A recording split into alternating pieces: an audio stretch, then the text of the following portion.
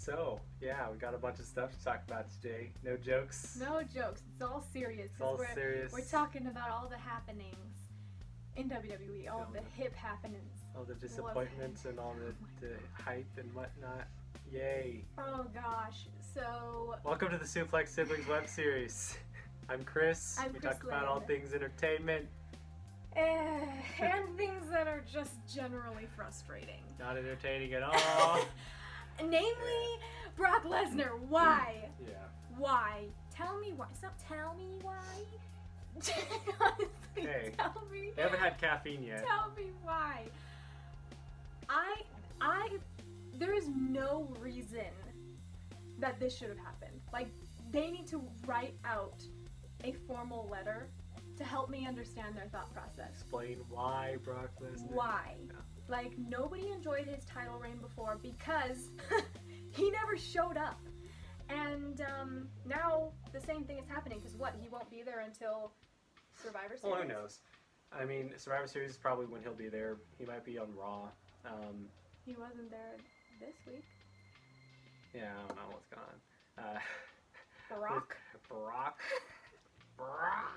I just, that was the most disappointing news because, I mean, part of me knew. I think part of everybody knew, and I had a feeling. That's why I didn't want to watch Crown Jewel. I had a feeling, and when it just, everything about it was wrong. It just felt wrong. I don't understand.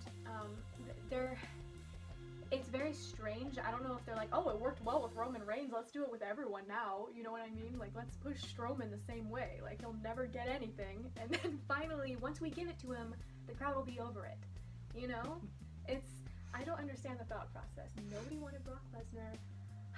Obviously, I'm a fan. If you can I think they were probably thinking, hey, this is the safest bet. Because, I mean, he was champion before, people hated it. Obviously, Roman Reigns was supposed to continue being champion. Obviously, this so they had probably to kind of just switch things up on the spot. But still, worst case scenario for me. Worst case scenario. And then the whole DX and Brothers of Destruction situation. That was just it's weird because I understand Shawn Michaels winning his return match, yeah. but I don't understand. I understand the nostalgia too, because we grew up loving those superstars, but at the same time, it's just it was very lackluster to me. I don't know, just it. I think now I'm to a point where when I see them, and obviously Triple H destroyed his entire body. Yeah. If you've seen his shoulder and his pec, it's black. But I'm to a point where when I see them, particularly The Undertaker and Kane, it's kind of sad. And even Shawn Michaels, it's like. I don't want to say, oh, you're too old to do this now. It's just kind of sad because they're not, they're not in their prime anymore. They seem to be a lot more susceptible to injury, and it concerns me.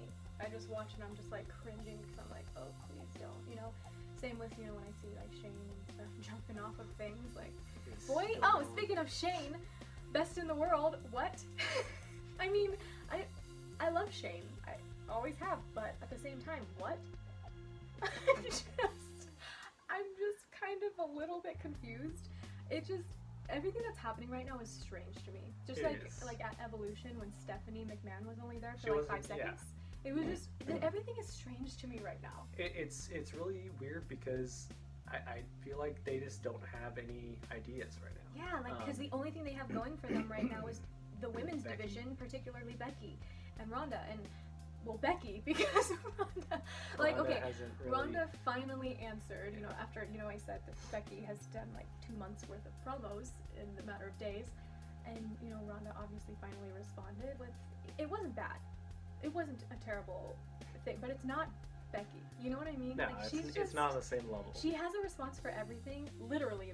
After that happened, she immediately had a response, and it's just, she's killing it. I love this. I love all of it. And it's kind of becoming personal now, which is interesting, because, talking about each other's moms and stuff, and lives and stuff, because Ronda was taking digs about Becky, how she took time away from wrestling, and how, she would, and she would wake up to her mom putting her in arm bars because she was training her to be the best, and Becky's just well, I didn't have a mother training me to be the best, I just had to do it. And I'm so for this right now. I like Becky is just fire. Like she just is. Get it? She just is. So I mean, you know, a lot happened at Crown Jewel that shouldn't have happened. A lot happened that was kind of just like, why did this happen? However, on Raw, we did get new tag team champions for Raw, which is interesting. Yeah, that was interesting because I've actually been kind of waiting to see them in that spot, particularly. Yeah, and it's good because they were kind of in a weird spot anyway because they came up to the main roster and they've just been having the Authors of Pain. They've just been having squash matches. So I think it's really good that and the way that they did it too, everyone benefited. Seth Rollins benefited, Ambrose benefited, Authors of Pain benefited, the fans did. It was good. But you know, leading into Survivor Series, I'm really excited for the champion versus champion match. Oh my gosh, because them versus the Bar. The Bar, that alone, that's going to be a really good match. That's going to be an awesome match. And it's weird because as they're kind of assembling the matches for Survivor Series, my hope is kind of coming back up. Because for a while, like, the main roster has been so stagnant for me, except for the women and Becky in particular. It's been just kind of, you know, not really exciting. But I'm seeing the match card, and it's looking good. Because that match, I think, will be great. The tag match. I think Seth Rollins and Shinsuke Nakamura would be a cool match. That'll be cool. I look forward to seeing that. And then obviously Ronda and Becky is going to be great. With the elimination matches are a little strange right now. they're kind of in flux, and I'm not sure where they're going, but like I'm sure it'll be great because Survivor Series is always fun. Yeah. I do know that, like, no matter what, the main event is always what people remember, and that's where I think they need to solidify it and make sure it's good. Right. I mean, so far, apparently we're doing several elimination tag matches this year because, you know, you've got the women's tag match, the main event, and then also on SmackDown, there's apparently another one that's being set up that's the New Day and the Usos versus another team from Raw that hasn't been announced yet. Interesting. I don't know how to feel yet. I know it's going to be exciting because, like I said, it always is. But I'm still in that state. Like, I just don't know how to feel yet. It's all weird to me right now. It's all weird. Shane McMahon is weird. Like, it's all weird. I'm just weirded out by everything. But I mean, you did have an interesting theory, like with Seth Rollins and Ambrose, turning that into an intercontinental rivalry, which would make a lot of sense after Survivor Series. I mean, we were talking about it before. Usually they don't at Survivor Series. It's usually just clean matches because it's brand versus brand. I do think it would be interesting to have Ambrose interfere in some way in that match. Let's be honest, it wouldn't hurt Nakamura. No. It wouldn't hurt Rollins. It would be fine. And because they're in, like, they just started this, they just started this rivalry, like, they have to work something in, or else it'll be kind of like, so they just did this just because it's Survivor Series, you know what I mean? So I think that would be really an interesting thing to see. But, yeah, all in all, things are just looking strange, to be honest. And I mean, in the NXT world, we've got some cool stuff too, but NXT UK drives me nuts because it's like 3 months behind, and I'm like, where's Rhea Ripley? Like, we know she's the champion. We already know. Like, you already told us, just let us see it. Let it happen. It drives me crazy. But we do have that takeover. It's right before Survivor Series. And that'll be really cool. That War looks Games, like it's stacking up pretty well. That one is definitely, because I mean, the main event alone is Undisputed Era back-to-back War Games matches. That'll be interesting, but Undisputed Era versus the War Raiders, Pete Dunne and Ricochet. That's gonna be amazing. I love everything Ricochet does. I would literally watch Ricochet just go grocery shopping. We already know that TakeOver, it always steals the show. It always outperforms the main roster pay-per-view. So I don't think it's going to be any different. It does. Like, unless it's WrestleMania, we always know that TakeOver is going to be exciting because it's just, there's something about it that's so refreshing and different, because I think, like, because we've been in such a state of flux with the main roster, and it's been that way for a couple of years. You know what I mean? It goes up and down, and the beginning of the year, I think they were doing pretty well with the whole Becky situation. That's been really good, but they just kind of go up and down, whereas NXT always has something really exciting happening, or something just interesting. It's always something. It has a different flavor too. Like when you watch it, you always walk away with like, that was cool. There's never like I hate that this happened, or I wish this didn't. It was just like, that was cool. Pretty cool. Like I enjoyed watching. And I mean, you know, I think the perfect example is, you know, Tommaso Ciampa, Ultimate Heel, when he won the title. You know, like it was huge. A couple months ago. It was like people hate him, but at the same time, that was cool. Like I'm glad he's champion. Like, you know, like that sort of thing. It's in cool. NXT, they're really good about giving us enticing surprises. Yeah. You know what I mean? Not just, hey, not just stupid curveballs like, here's Brock Lesnar again, huh? You know what I mean? They give us something enticing to go after and to be intrigued by. And obviously, I'm excited to see the Velveteen Dream do anything, because he's fantastic. And just all. You know, just seeing how the Brock Lesnar Braun Strowman thing went. I said before that I don't think Velveteen Dream will win, but I wouldn't be surprised at this point. Simply because, I mean, it's not the same as the main roster. Right. It makes more sense to have Ciampa retain, but I wouldn't be surprised if they actually threw a curveball this time and had him win. Because I mean, let's be honest. That would be incredible. And this is another one of those matches, like we previously talked about Becky and Ronda, where I don't think either of them can really lose in this match. You know, with Ciampa and Velveteen Dream, because they're both so incredible in their own right. Whether, you know, no matter who wins or who loses, so in different ways. They're so different, and so it won't hurt them either way, no matter the outcome. I really love those kinds of matches, because it keeps things really fresh and exciting. And it's unpredictable. Exactly. Just like, you know, we've said with Becky and Ronda. Like, whether Becky wins or loses, she's still coming out on top. Yeah. Whether, you know, the only one that can really be hurt is Ronda, but I still I don't even see that, because where Becky is on the scale, it's like, if she beats her, it's really not going to hurt her too bad. But I think it would hurt her more than it would hurt Becky, if that makes any sense. And that's where it's the same thing, like I said, with Ciampa. Right. I think him losing, it would have more an impact.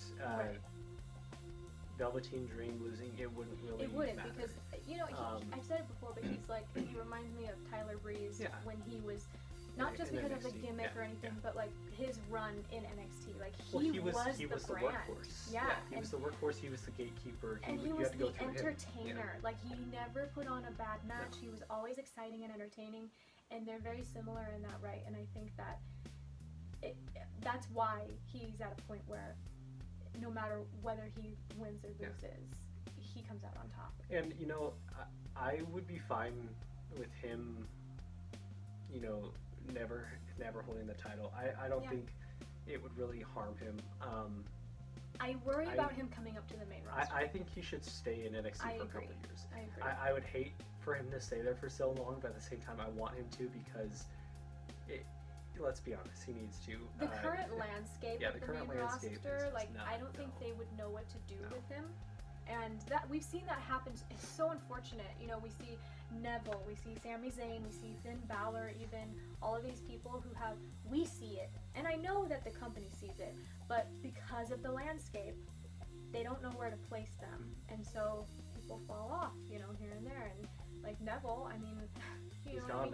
And Sammy's on an injury. He's, you know, we've seen his career in the past couple of years. Finn Balor, I mean, the poor guy.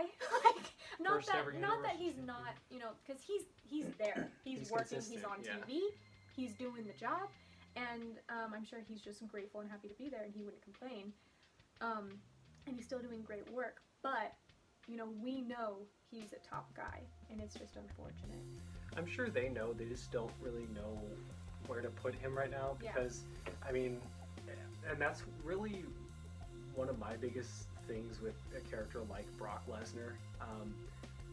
When you have someone like that as world champion, there's only like 2 people that can believably Right. beat them. You know, Right. and it sucks It because takes it just away takes away from the yeah, fun and of the mystique, sport. Yeah, the mystique of the it takes championship. away the entire sport. That's Yeah. that's the thing. Is it Because nobody sure, has like, a chance to yeah. compete for the gold. Exactly, sure. It's just, you know, like there's still entertainment, but it's the sport aspect of it is gone. Right. It's just Even, you know, I mean, the think about his entertainment match at aspect. Survivor Series. Like, we've seen him versus AJ Yeah. Styles. Amazing match, and we know it'll be an amazing match. AJ Styles is way up here, in terms of skill and talent, but you know he will never beat Brock Lesnar. No. And that's what it all comes down to. Like, you see this larger-than-life, phenomenal performer, yeah. this champion, who you know he can't beat the other guy, so who can? You know, and that's where it becomes frustrating, because if Braun Strowman can't beat him, Then who who can? can? You You know, know, it took Roman Reigns like 4 times. barely beat him. You know, Yeah. and Like, okay, Goldberg comes in, throws him down for 30-second match, Yeah. but okay, where, you know what I and mean? he loses. Yeah, to then he him. loses. Yeah. So none of it really works out in anybody's favor. No, and see, that's as much as people ragged on Roman Reigns. You know, I think having him as champion, it was the best case scenario. Agreed, because you he could kept have, up with yeah. the sport. Well, you could because believably it have someone beat him. I mean, Yes. he's lost clean to AJ Styles before. He's lost clean to many people before. he has that he that, isn't unstoppable. that you know? presence of the big dog, Yeah. of like that But unstoppable he isn't. force. He but isn't unstoppable. That's the Exactly. thing. When you have someone who's he's literally a unstoppable, challenge for yeah, somebody, he's a challenge. but he's not a brick wall that's unbeatable. You know, And when you have an unstoppable champion, you know, it's one thing to have the person like a heel champion like Ciampa who holds it, or like Seth Rollins, perfect example. He held the title for so long because he always found a way to keep it. Right. That's a different type of unstoppable champion. That Right. one's good. Or like Jinder Mahal, Well, and it because keeps things interesting because you're on your toes thinking, what can he possibly do Yeah. now? Like, this Well, person's obviously going to beat Yeah, him. he's you know, obviously going to and lose. Jinder Mahal, perfect example. Yeah. And you know, that's believable. That's entertaining. It's a sport. Mhm. Whereas Lesnar, you know, his whole career has been you can't beat him. So now what? And he shows up when he wants. Yeah. So that's who he is, whatever. And what's frustrating is that Paul Heyman is Brock Lesnar's character. You know what I mean? He's the one who's putting on the show for us. He's the one who's making it exciting. He's the one who's making it a sport and making it a challenge and something that's enticing. But then once it comes down to the actual match, you're just like, this is pointless for me to watch. That It's kind of thing. pointless. Yeah. I think it'll be a good match between him and Styles again, because Yeah, of last year's course. was good. But I think we could have had a fresh match that was just as good, if not better. I agree. I think Styles versus Strowman would have been amazing. Oh, yeah. Yeah. You know, Strowman is an interesting. His whole gimmick and everything. Right. It's really interesting because it's, you know, he's the big man, but he's super agile. He's able to do very a lot. agile. He's also very charismatic, and yeah. I think that he could really He's very likable. carry Yeah. a rivalry with somebody And like that's- AJ Styles for That's this match. the thing with Strowman, though, is that he has that unstoppable gimmick, but he's lost. Right. He hasn't been, you know, undefeated for 3 years. Right. Asuka. It's not boring. It's entertaining because, you know, you want to see him win because he's the monster, you know. But he's he so loses. likable. Yeah, like, it's so hard not to like him. they have clever ways to have him lose Right. too. You know, it's almost always some sort of technicality Right, or and it's stipulation. like out of his hands. Yeah. So you know, as the fan, you're just like, he didn't lose that. You know what I mean? But at the same time, he didn't win. And Shayna Baszler, you know, her whole thing. But yeah, I still, speaking of her, I still think it would have been really interesting to have, like, as much as I love, and I think it's perfect, doesn't need to be messed with, the Ronda versus Becky. Yeah. I think turning that into a triple threat would have been kind of sweet. I think personally, for War Games, I think that they should have a brand warfare thing for NXT next year. Once they build up NXT UK a bit, they can have a brand versus brand. I mean, could you imagine, though, if they had been on schedule with NXT UK if they had Shayna versus Rhea Ripley. That would be killer. That would be terrifying for everybody involved. Or it would be awesome. Ciampa versus Pete Dunne. Amazing. Mustache Mountain versus Undisputed Era. Like, we've already seen that, but it was good. It was good before. It's really good. Like, see, all of those matches would just be ideal. Next year, obviously, the landscape will be totally different, and I'm sure NXT UK will be. It'll be established. Involved in that. We were talking about it as we were watching it. NXT UK right now, it kind of feels like an indie show. It does. NXT itself felt like its own thing. It didn't feel like an indie show, but it also didn't feel like WWE. It felt like its own sort of brand. Yeah. NXT UK definitely does, at the moment, feel like an indie show. Right. It doesn't feel like it's quite the scale. Yeah, like the scale. It doesn't feel like it's up it's there the with way NXT. it's filmed. It's the way the lighting is. Everything with. It just the production is and I'm kind sure of different. they might just be trying to do something different. Yeah. If they are, cool, but it's just going to take a bit of time to get used to. I do think that eventually they should, maybe they will combine the brands, just have NXT UK be a part of NXT. Yeah, I think they should, and extend it to 2 hours. Yeah. I think that's what they should have done in the first place. I don't think the NXT UK thing is the best. Right, I don't scenario. think it needs to be its own entity. No. Because it is still a part of NXT, and I think that, if they extended it to 2 hours and had all of those superstars be a part of it and have NXT UK and NXT. I do, however, get one. Like they have it on a different time. They have it in a different location, which is in England. Right. That makes sense to me. It's just they could have done something with NXT.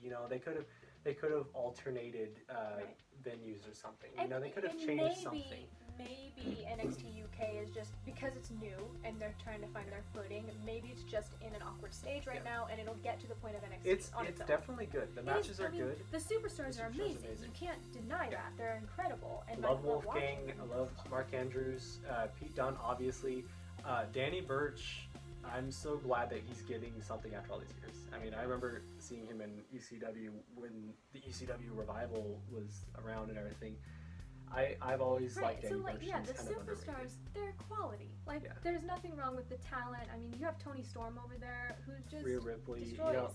The women's division is great. Jenny is amazing. I'm sorry. Honestly, she's she's like the worst in the best way. She's like the Iconics kind of, but she's more like a Vogue Iconics. You know what I mean? Like, she's high end. She is. No offense, Billy Kay. I love you guys, but she's more posh. But that's a lot of fun. So, lots of happenings. Yeah, All of the happenings. This video is kind of just like a general discussion of what's going on. A rant and because unpopular we had opinions. a lot of feelings. We're just like, why? And also, this is cool, but why is this happening? And I'm sure other people can agree and are on a similar page. Most people are. Speaking of Paige, I really like her haircut. That's a happening. It looks cute on her. Looks really cute. I like it. I like her haircut. Speaking of SmackDown, Mandy Rose and Sonya Deville stare down. That was interesting. She's like, Mandy Rose ripping on everybody. It's kind of interesting, but gosh, I love Carmella. I just love her. Every time she comes, even back her title reign, I loved it. I don't get why people were sleeping on that. It is good. It was so good, so much fun. I love that she's a face now. I think that suits her really well. I think we talked about it before, but I honestly, because I don't watch the Mixed Match Challenge, I've seen highlights from it, but I've seen the videos of her and R-Truth doing the dance breaks, and whenever she does the floss, I always thought the video was sped up. Right? How did she move And then so fast? at Evolution, oh my god, she did the floss, and I was like, "Excuse me, ma'am, human bodies don't move like that." She's on another. Do you planet. have ligaments and bones? She's amazing. Yeah. I just love her. that's when it frustrates me because I just love all of the superstars. Everyone love is them good. so much, and it drives me crazy when the company drives me crazy. Even we were talking about how Baron Corbin has even grown on us. We used to not like Baron Corbin at all. His new gimmick is really good. There's something about this that I'm so on board with. It's really good. I mean, he's doing a the good fact job. that when he came out and he was holding the Universal Championship before the match, trolling everyone. I love it. He I feel like has come into his own in this particular gimmick because I think before. Not that it wasn't authentic to him, but I think that he was kind of trying. It was too much. Too hard, yeah. And I think now he's kind of just let go. Yeah. And it just feels right. It feels right, because he's the worst in the best way. I like it. And, obviously the company saw a lot in him. That's why they keep putting him in big positions. I think the Lone Wolf gimmick, I thought it was a good gimmick. I just think it should have been either for someone else or it should have been done differently simply because, he's the lone wolf and then, the way he comes out there and the way he talks, he doesn't sound like he's, because a lone wolf, when you think of lone wolf, it's intimidating, whatever. Like Aleister Black. Yeah, Aleister Black. But, when Baron Corbin would come out there, he would have to tell you, I'm the lone wolf. Right, he was almost like the Weasley Seth Rollins-esque character mixed with the lone wolf, and those two don't go. It doesn't go well. Mesh well. You don't take an intimidating, big man and give them a Weasley character. Yeah. It just doesn't fit, unless you're Big Show. But that's... Sorry, Big Show, I love you. You're good. You're with the bar now, and it's great. But yeah, there's a lot that I think went wrong with the Lone Wolf gimmick.